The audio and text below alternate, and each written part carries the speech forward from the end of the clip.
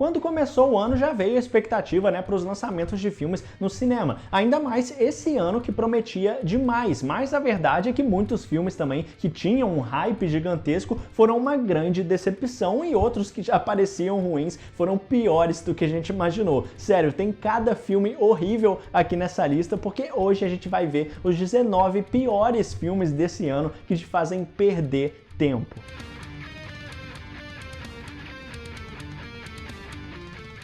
Fala nerds, eu sou o Lucas, sejam muito bem-vindos ao Experiência Nerd. E galera, e pensar que eu fiz um vídeo com as minhas expectativas, né, para 2023 e como sempre, até para os filmes que eu tenho pouco hype, né, eu tento até dar uma chance, esperar pelo melhor, só que esse ano se superou nas decepções, porque muitos filmes que prometiam entregar tudo que os fãs queriam, simplesmente estragaram tudo, seja na Marvel, na DC e até outras bizarrices que a gente teve nesse ano e você nem deve lembrar mais, né? Mas tem uma coisa que você vai querer ver, é esse vídeo, porque eu te desafio a encontrar um filme pior que esses que eu vou falar e faltou nessa lista, combinado? Então já deixa o like aqui que ajuda demais. Está me conhecendo hoje, se inscreve no canal com o sininho ativado. A gente tem vídeo toda quarta e domingo, além de vídeos extras de curiosidades nerds pela semana. Muito obrigado de coração para todo mundo que faz isso e vamos pro vídeo.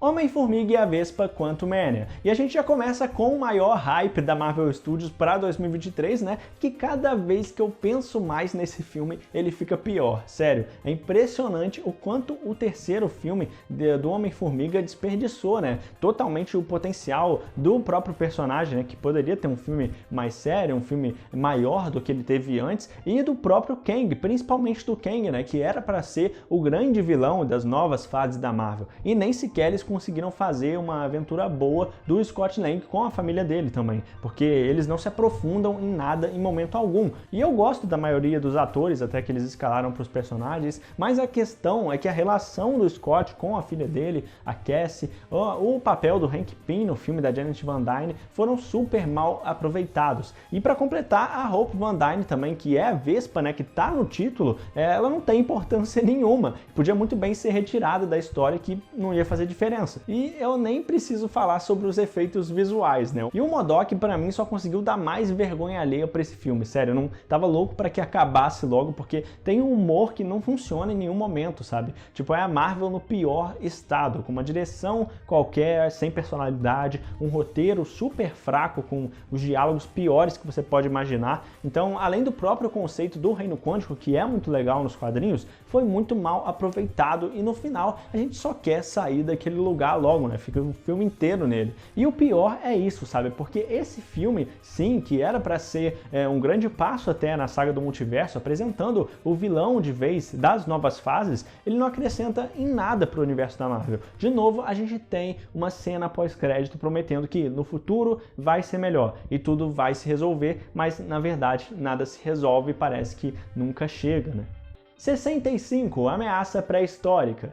Um filme esquecido desse ano que provavelmente você nem ouviu falar, né? E faz total sentido, porque a própria Sony já sabia que o filme seria mesmo um fracasso, teria muito prejuízo com ele e nem sequer se deu o trabalho de fazer o marketing do filme, né? Aliás, esse filme era para ter saído em 2022, teve 5 trocas de diretores também, uma confusão, né, nessa produção, um inferno de desenvolvimento, né? E foi o único filme desde as aberturas dos cinemas depois da pandemia, né, que ignorou completamente o circuito das cabines para apresentar o filme, né, para a crítica e para a imprensa. Geralmente tem isso, mas esse filme não teve. Então dá para dizer que a Sony desistiu desse filme, desse projeto, antes mesmo dele lançar, né? E o pior é que o filme até tem uma ideia que não é ruim, sabe? De colocar as pessoas 65 milhões de anos atrás lidando com os dinossauros. Quem não gosta disso, né? Uma mistura de Jurassic Park na aventura e do Alien no medo e na tensão. Mas a própria proposta desse filme é o único motivo que eu consigo pensar do Adam Driver, inclusive, ter aceitado fazer esse filme, né? Porque o ator ele não costuma mais aceitar esse tipo de projeto, ainda mais depois da franquia Star Wars que ele fez parte, né? Porque o problema para mim é que em nenhum momento eles aproveitam o potencial do ator ou da história que eles têm ali, que eles podem conseguir alguma coisa, sabe? E ele é um bom ator, mas eu acho que também não combina nada com o filme, né? Pra piorar, ainda tem a companhia de aquela garota, um filme inteiro, num roteiro que não funciona,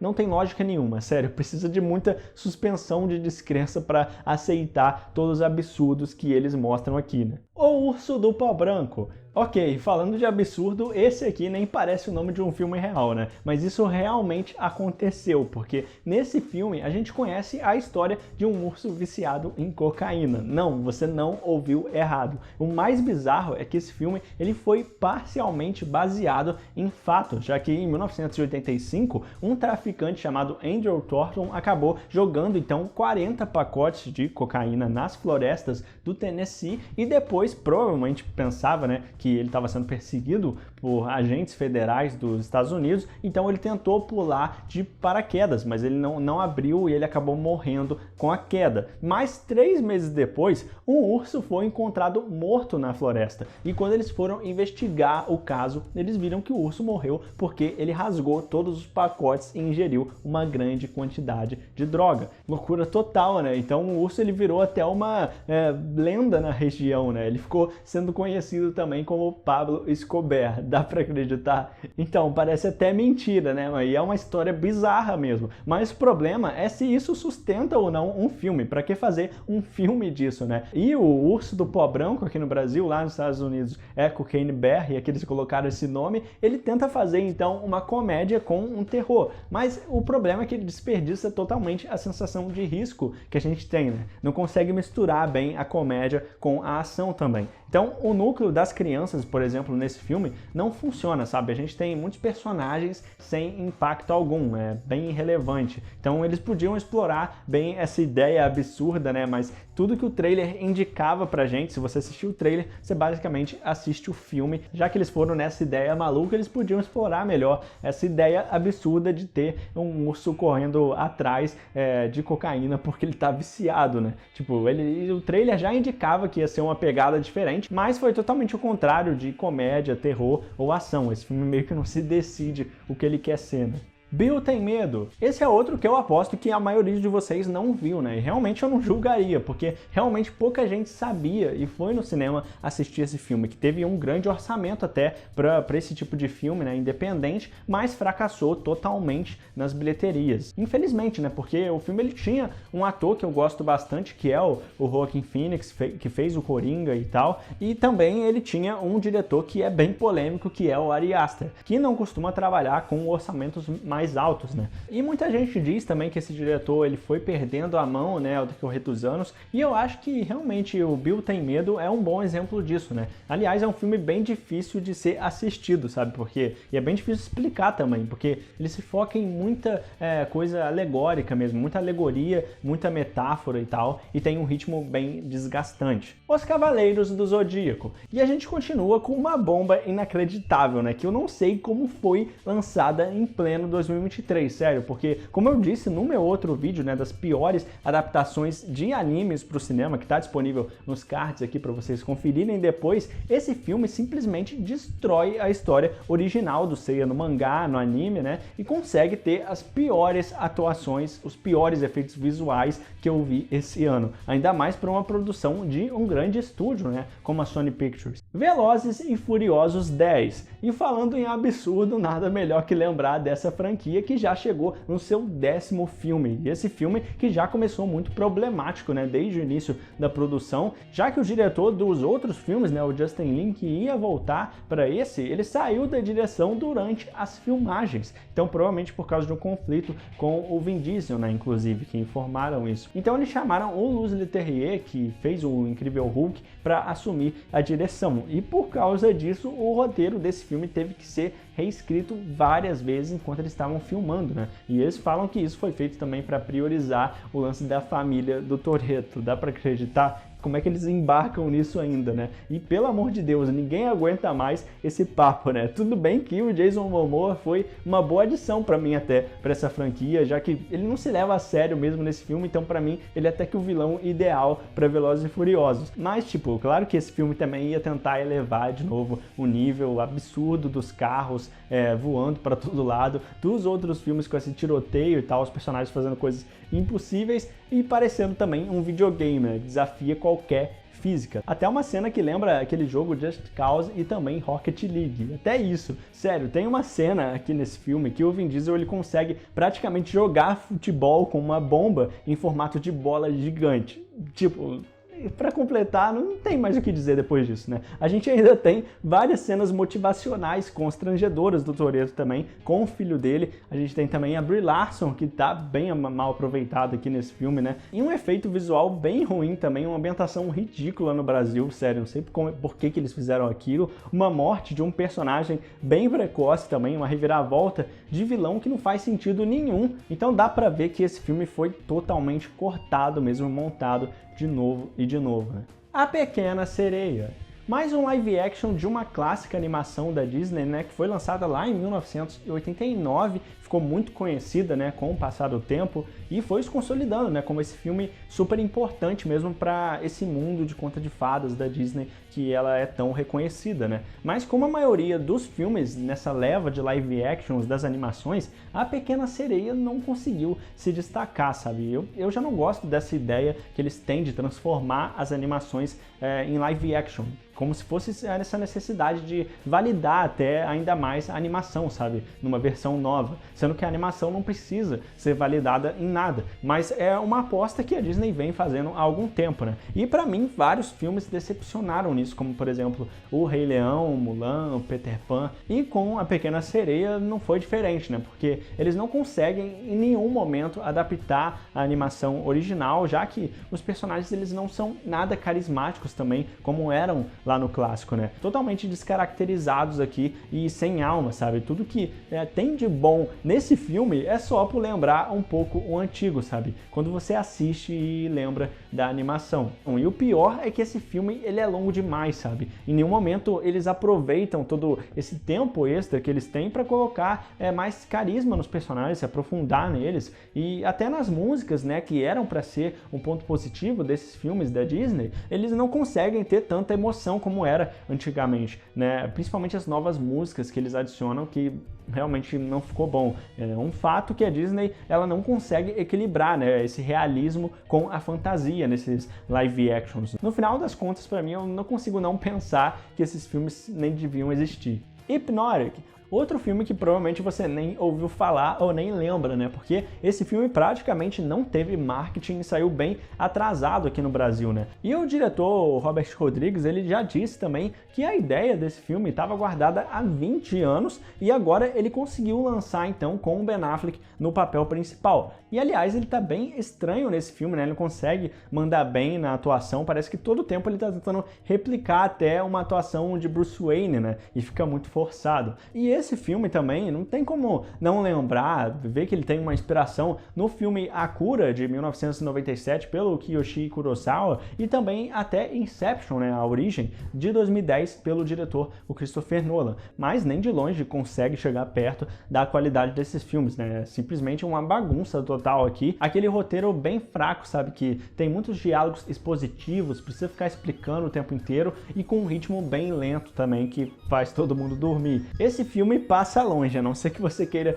curar a insônia. Transformers: O Despertar das Feras. Eu tenho que admitir que eu não aguentava mais ver nenhum filme de Transformers, porque todos os filmes do Michael Bay só vão piorando com o tempo, né? Eu até gosto do primeiro e tal, mas depois de Bumblebee, então, que teve um filme solo, né? Eu pensei que quem sabe com esse reinício da franquia, né? Com O Despertar das Feras, ele seria bom de verdade, né? Ou pelo menos aceitável, sabe? Mais próximo até do desenho original dos Transformers que a gente via na TV. Mas a fidelidade, a qualidade fica mais pro visual mesmo, porque os personagens eles estão muito ruins aqui nesse filme, principalmente os humanos, né, como sempre. Felizmente esse filme ele repete muito dos erros dos antigos, né, eles desperdiçam muito tudo com esse núcleo dos humanos, não sei pra quê, sendo que a gente só queria ver os robôs. E eu até ia dizer aqui que eu não sei por que eles fazem isso, mas dá pra explicar o motivo, né? Porque esse filme ele teve um total de 5 roteiristas e isso nunca é um bom sinal pra mim, né? Quando eles têm roteiristas demais, parece que esse roteiro ele precisa tanto assim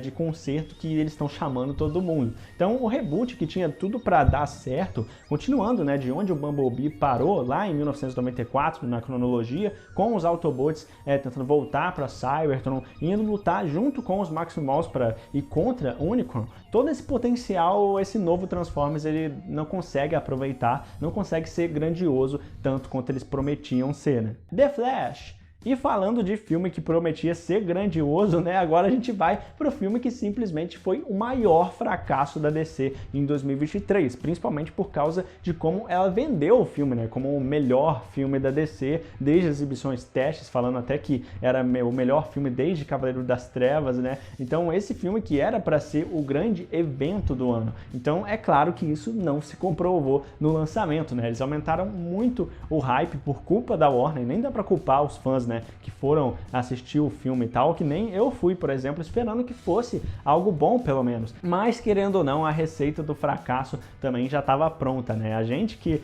nem sabia, porque o filme ele teve uma produção bem conturbada, né, bem problemática, desde o início do desenvolvimento. A gente teve várias mudanças também de diretores, roteiristas, além da questão também das polêmicas do ator Ezra Miller, que muita gente foi com foco nisso ao invés de ter o foco pro filme. Mas, para completar todo o desastre, né, o desgaste do universo DC, principalmente fora da bolha nerd aqui, das pessoas que gostam da DC, eu pelo menos eu vou ver todos os filmes, mas fora da bolha nerd, a confirmação do reboot do James Gunn, tudo isso afetou bastante a relevância desse filme, né, e o universo já não estava muito bem, as pessoas já não estavam tão interessadas, mas isso meio que matou tudo. Então todo mundo ficou se perguntando, para que você vai assistir esse filme, para que você vai assistir Shazam 2, que também foi bem genérico, né? Para que você vai assistir Adão Negro ou esses outros filmes, sendo que não vai contar pra nada? Para que você vai assistir Aquaman 2, por exemplo? E também, como se não bastasse isso, né? O filme ele dividiu bastante a opinião da galera, né? Inclusive para mim esse filme foi bem ruim mesmo, tipo um dos piores do ano, com humor super forçado, né? Aquelas piadas ridículas, uma ação um pouco inspirada também e claro aqueles efeitos visuais vergonhosos que não dá para acreditar que eles lançaram um filme assim. Tipo, para completar, a direção também não ajuda, né? Parece que o Andy Muschietti ele não consegue mesmo lidar com CGI, né? Aliás, ele ajuda a desperdiçar o legado da DC no cinema. A Warner ajuda a desperdiçar isso, porque eles colocam as participações especiais ali que deveriam ser muito marcantes. Eu até que fiquei sentido com aquilo por causa do que representa, mas parecia ao mesmo tempo que era algo só colocado ali só para tentar vender o filme o máximo possível. Parecia o fanservice do pior jeito, sabe? E que tá ali só gratuitamente, de uma forma que não contribui em nada, e esse filme também, no final das contas, não vai contribuir em nada, né? Ficou bem abaixo do esperado, e para quem tava dizendo que ia ser um grande evento da DC, para quem tava esperando isso, ou pelo menos esperando um filme bom como eu tava esperando, realmente foi um desastre. Indiana Jones e a Relíquia do Destino.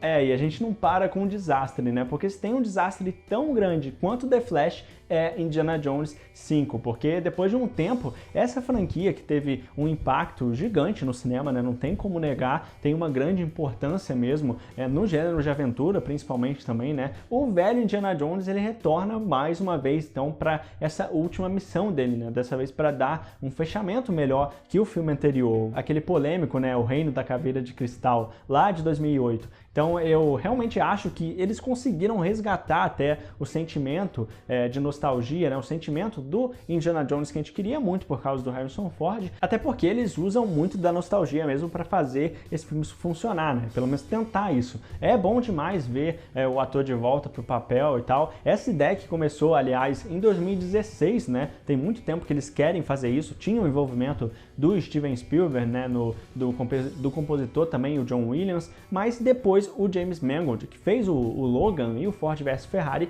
ele ficou então responsável responsável pelo filme. O problema é que, pra mim, esse filme ele consegue ir mais pela nostalgia mesmo, como eu disse. Ele vai resgatando os inimigos antigos dos outros filmes, né? Aliás, o Mads Mikkelsen, ele tá num papel bem legal aqui, é o que salva até algumas partes do filme, mas essa história original ficou muito inflada, sabe? Muito confusa também, por causa das várias revisões também que o roteiro teve, né? Ele sofreu muita revisão. Então, o filme, ele sofre com essa falta de um direcionamento, sabe? Parece que eles não se decidiram sobre tudo que eles queriam fazer. Eu fiquei mesmo, sabe, com essa impressão ao decorrer do filme, sabe? E o que muita gente comentou também sobre o rejuvenescimento digital do Harrison Ford, né? Às vezes fica bem em tela, assim, principalmente nas cenas que a gente não tem muita ação, né? Mas quando a gente vai pra movimentação, realmente fica bem estranho, sabe? O rosto dele ali, a modelagem e tal, dá pra você ver que tem uma coisa estranha ali. E eles precisavam fazer isso também por causa dos flashbacks para contextualizar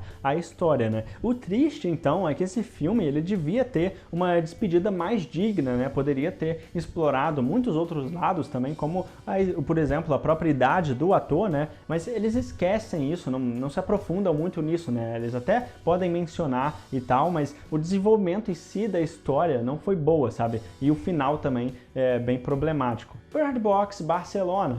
E depois do sucesso do primeiro filme com a Sandra Bullock, né, a Netflix vem então com esse lançamento, que não é uma continuação direta, sim um spin-off, né, do primeiro filme, e para tentar então, claro, replicar o mesmo resultado, né. Mas já no início eu achei meio estranho, né, bem curioso que eles já divulgaram pouco tempo antes de lançar, tipo, eles não falaram muito sobre esse filme antes e não ficaram lançando trailers nem nada, só chegaram assim, falaram que ia lançar e lançaram. Então pareceu muito pra mim que eles estavam escondendo o filme, sabe? E foi justamente isso que aconteceu, porque o filme é uma bomba completa, galera. Tipo, os personagens são muito desinteressantes, a gente tem flashbacks também muito expositivos, né? Uma falta de tensão também, que é essencial para esse filme nos momentos de ação e tal, e ainda o efeito visual bem ruim também, né? Que já virou, infelizmente, padrão na indústria, né? Padrão, a maioria dos filmes agora atualmente tem um efeito visual ruim. Agora a gente tem que elogiar quando um filme tem efeito visual bom, porque o padrão mesmo agora que virou é esse. Liga da Justiça Mundo Bélico. Mais um filme agora que não saiu dos cinemas, né? Mas precisava estar nessa lista. E dessa vez uma animação da DC. E isso que é o triste também, né? Porque a DC ela sempre teve esse histórico bom de animações, né? Ela sempre foi uma referência até nas animações de qualidade que ela produzia. Mas recentemente ela tá decepcionando demais, sabe? Porque a gente teve o final do universo animado anterior, inspirado nos 952, e a partir então do filme do Superman, né, O Homem do Amanhã, e Sociedade da Justiça também, Segunda Guerra Mundial, que foi uma animação bem legal também, iniciou um novo universo então, chamado Tomorrowverse. E no começo eu até achei, né, que tava bem legal e tal, mas principalmente depois do filme dos Lanternas Verdes, que foi um desastre, o filme da Legião dos Super-Heróis e tal, eu fiquei totalmente decepcionado, sabe? Eu fiquei desesperançoso mesmo com esse universo. E em Liga da Justiça, então, o Mundo Bélico, que era onde a gente tinha que finalmente conseguir ver, então, a equipe se juntando na Liga da Justiça, que aliás a gente vê que está se juntando, mas eles não mostram isso bem, eles não constroem isso bem, é um dos grandes problemas, né? Eles não mostram na tela esse universo sendo desenvolvido. Então tudo é desenvolvido, parece fora da tela, e quando a gente vai pro filme, a gente tem uma história bem ruim. E a história desse filme é até enganosa, né? Porque eles falam Liga da Justiça, mas é mais a trindade em si, né? Batman, Superman e Mulher Maravilha. E todos em períodos temporais diferentes. Então nem sequer foca muito no próprio mundo bélico do vilão Mongo. Então, tipo, é totalmente desperdiçado as ideias que eles colocam até no título, né? Então, sem dúvida, o Tomorrowverse, pra mim, depois dessa animação, eles desperdiçaram muito a oportunidade que eles tinham de fazer um novo universo bem legal, né? E se já tá ruim, eu tô até com medo do que vai vir daqui pra frente, né? Porque as próximas animações da DC vai adaptar histórias muito importantes, né? Simplesmente o Watchmen e Crise nas Infinitas Terras. Então, vamos ver o que vai dar. Projeto Extração. Jack Chan de volta. Eu sempre gostei muito mesmo do Jack Chan, né, desse ator e tal, dos filmes dele, como que ele é importante, né, pra ação, isso é indiscutível, mas agora ele tem então essa reunião com o John Cena, né, que reunião inesperada, que vem então, e o John Cena ele vem provando ser um ator carismático, né, nos últimos anos também. Então, tipo, se você parar pra pensar, parece até uma boa ideia, né, juntar eles dois nesse filme. Só que esse filme que estava planejado para 2018, eles já sabiam que tinha algo bem ruim ali, porque eles enrolaram até esse ano, quando a Netflix finalmente foi a corajosa que conseguiu lançar. Mas realmente é uma tragédia, galera. Um filme sem sentido algum, sabe, que tenta ser uma comédia e ação, mas é totalmente genérico. Uma história super esquecível e para completar a dinâmica dos dois atores, que eu imaginei que ia funcionar, não funciona nem um pouco. Eles não têm tanta interação boa, sabe? E claro, também tem o exagero básico de CGI, com uma explosão para todo lado, e logo nos primeiros minutos você percebe que tá perdendo seu tempo assistindo isso. É uma pena mesmo, né? Mas adivinhem, o mesmo diretor desse filme fez outro filme de ação que consegue até superar o nível de ruindade desse filme em vários momentos. Os Mercenários 4. Se já estava complicado para os filmes dessa lista, esse aqui é a prova de que pode piorar, e pode piorar muito, porque a franquia Mercenários, a gente sabe, né, nunca foi um exemplo de qualidade, né, pelo menos nos primeiros filmes a gente conseguia até se divertir se você encarar de um jeito mais descompromissado, né, porque é a ideia de embarcar nesse filme que reúne os grandes astros de ação dos anos 80, mas o que eles fizeram nesse quarto filme foi inacreditável. O problema é que a coisa que salvava esses filmes, que são os atores clássicos, nem isso esse novo filme conseguiu fazer, porque a gente tem muita pouca gente também, e vários deles são totalmente desnecessários e nem precisaram estar ali. E tipo, o pior também desse filme, a gente já falou muito sobre efeitos visuais aqui, e é saber que pouco antes da estreia, o Sylvester Stallone, que eu sou muito fã, mas ele criticou os filmes que usam e abusam da tela verde, né, e que ele sente falta dos atores que assumem um risco, como era lá nos anos 80 e 90, e esse discurso é muito bom, realmente faz muito sentido e tal, é o tanto de filme que a gente vê com CGI ruim por aí. Mas o problema é que nesse filme é exatamente o que acontece. A gente tem uma das piores aplicações de CGI que eu já vi em um filme de ação. Tipo, não dá pra acreditar que alguém aprovou isso.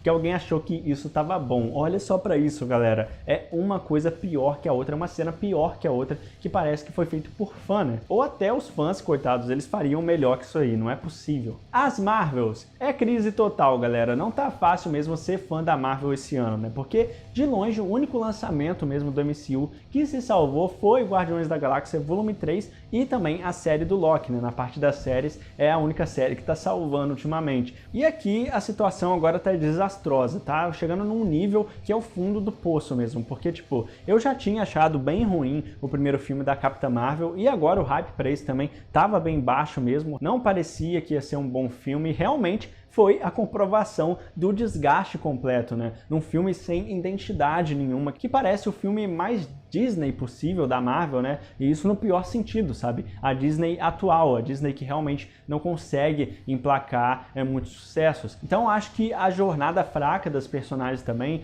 uma motivação que não é bem feita em nenhum momento, uma ação também que tem vários cortes, né? E efeitos visuais bem mais ou menos, mais um pra fila, né? Gigante de efeitos visuais ruins esse ano. E a trilha sonora também totalmente deslocada, não tem uma identidade, não combina muito com as cenas, muito diferente do que foi em Guardiões, por exemplo, que o James Gunn, ele é mestre nisso, né? De verdade, galera, a sensação que fica pra mim, tipo, é que o tempo inteiro só é mais um filme de super-heróis, sabe? Nessa engrenagem da Marvel e tal, onde a cena pós-crédito, como eu disse, ela vai ser mais importante que o próprio filme. Eles sempre ficam prometendo que vai ser mais grandioso, vai ser melhor no futuro. Pelo menos no passado parecia que eles entregavam mesmo, né? Mas ultimamente tá bem desconexo, a gente não sabe, não fica sem saber pra onde vai ir. Então, infelizmente pra mim, tipo, não parece nem um pouco, mas com a Marvel que a gente via, né, com o planejamento planejamento sólido daqueles gloriosos 10 anos da Saga do Infinito, realmente tinha um norte ali, né? Parecia que as coisas estavam mais organizadas, bem encaminhadas. Então, tipo, eu espero que a partir de agora, desse ano, a Marvel perceba, né, os problemas. Dá tempo ainda de se reorganizar, né? Pelo visto, Quantumania foi o primeiro grande aviso e as Marvels o alerta vermelho total de que tudo pode ir por água abaixo se eles continuarem assim, né? Mas como o ano que vem só tem Deadpool 3 e tal, pelo menos da Marvel Studios, né, e algumas séries também, eu ainda tô esperançoso de que eles vão conseguir recuperar o prejuízo. O que você acha? A Marvel vai voltar à fase de ouro? Já comenta aqui também para eu saber. Quem fizer ganha.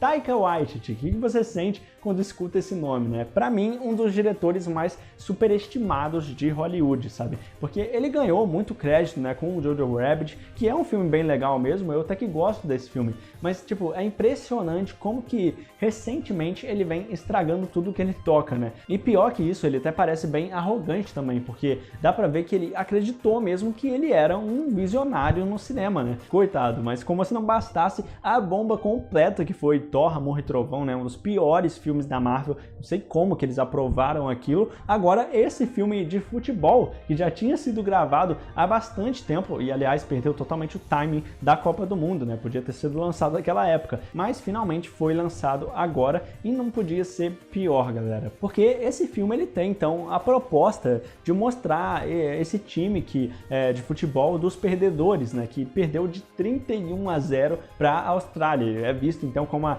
pior seleção do mundo. E tem o Michael Fassbender aqui nesse filme fazendo o papel do técnico, mas simplesmente eles não colocam o futebol no centro da história. Tipo, é um filme de futebol, então o mínimo que você espera é que pelo menos alguma coisa que seja uma partida, um gol, qualquer coisa que lembre futebol. Mas tipo, tudo é feito de qualquer jeito, sabe? Uma montagem horrível, parece um filme de futebol para quem odeia futebol. Parece muito que foi feito para os americanos mesmo, né? Por esse lado, mas todo o crédito vai mais pro Michael Fassbender mesmo, que é um bom ator e é o único ponto positivo mesmo que você pode encontrar nesse filme. O Exorcista, o Devoto. E aqui a gente tem um filme que você não consegue de maneira alguma encontrar um ponto positivo. A gente tem um nome então super conhecido e que impactou, né, o gênero do terror de uma forma incalculável, né? Super importante mesmo, como que o Exorcista original lá do William Friedkin, ele conseguiu ter um papel fundamental no gênero de terror, né? Porque toda vez que você tenta fazer um novo filme de Exorcista, é um trabalho complicado conseguir alguma qualidade, né? Ainda mais sem a presença do diretor original, né? Que nunca quis voltar pra nada, porque ele pensava mesmo que Exorcista era algo isolado, né? Mas depois do sucesso, é claro que eles iam fazer mais. E fizeram mesmo, eles fizeram Exorcista 2, Exorcista 3, todos eles que foram um desastre mesmo, tipo, ninguém gostou desses filmes, mas Hollywood não cansa de surpreender, né? Se já deu dinheiro, pode dar dinheiro de novo, e eles chamaram justamente o diretor que destruiu outra franquia famosa de terror, que é o David Gordon Green, que fez os últimos péssimos filmes de Halloween, para tentar então, por algum motivo, alguém pensou que ele ia conseguir dar uma nova visão para Exorcista, mas claro que com esse histórico todo, eu não estava nada animado para esse filme, né? E adivinha, galera, foi um insulto mesmo pro legado do filme original, né? Ele conseguiu ser pior até mesmo que as continuações que eu falei aqui, que vieram antes desse filme. Então, tipo, o diretor, ele foi a pior escolha, eu não sei porque eles chamam esse cara ainda para fazer filme. Tipo, ele não tem a mínima ideia do que ele tá fazendo, e pior ainda, eles ainda trouxeram a atriz do filme original, a Ellen Burstyn, para só tentar dar um crédito pro filme, né? Mas a única coisa que esse filme consegue fazer é desrespeitar tudo que o Exorcista representa, então, pro terror. Wish! A Disney, sem dúvida, ela é uma das empresas mais importantes, né, da indústria do entretenimento, pro cinema de modo geral, né? E esse ano é surreal, porque ela completa 100 anos de existência, né? Tipo, e no lado das animações, ela conseguiu marcar várias gerações mesmo, né? Tipo, um impacto incrível e tal. Como a gente disse aqui com Pequena Sereia e outros filmes como Branca de Neve e tal, que sempre foi muito importante e tal, e deu essa reviravolta para a empresa, né? Lá antigamente, lá nos primórdios. Então, tipo, eles tiveram um impacto incrível no mercado, eles mudaram mesmo o cenário da animação, né? Então, por causa disso, era de se imaginar que o filme que ia comemorar o centenário da Disney, que honrasse mesmo o legado da empresa. Só que, infelizmente, uma boa ideia, né, que eles tiveram, mas teve a pior execução possível, porque eles tentam homenagear diversos períodos da Disney, né, colocar vários easter eggs, várias referências, mas no fim de tudo é muito vazio, sabe? E nem mesmo as músicas, de novo aqui, as músicas, elas não compensam, sabe? Olha que o pessoal que fez esse filme fez também o filme do Frozen, que lá as músicas realmente viralizaram, muita gente gostou. Então tava parecendo até que pelo menos isso seria bom. Tipo, justo nesse centenário pra Disney, que tem uma história gigante no cinema, foi tipo um dos piores anos de todos. Erros atrás de erros. E só faz pensar mesmo, tipo, quando a Disney vai voltar pro auge das animações. Galera, esse ano não foi fácil mesmo, né? Mas agora eu quero saber de você. Qual desses filmes foi o pior pra você? Tem algum que faltou nessa lista? E algum deles que não merecia estar aqui e eu coloquei? Comenta aqui embaixo pra eu ver se essas opiniões estão batendo aqui. E se liga só que pra você receber mais conteúdo como esse, já se inscreve com o sininho ativado, porque se você ativa o sininho, você não vai perder os novos vídeos que eu tô preparando pra lançar em breve. E tem mais, porque lá no nosso Instagram, @experiência nerd, você também vai ficar por dentro de tudo que anda saindo, né, no mundo nerd. Então segue lá todas as notícias, todas as novidades e não vai embora ainda. Confira também esse outro vídeo com os filmes que fracassaram na bilheteria e deram muito prejuízo para os estúdios. Clica aqui agora para maratonar. Isso aí, valeu, falou, até mais.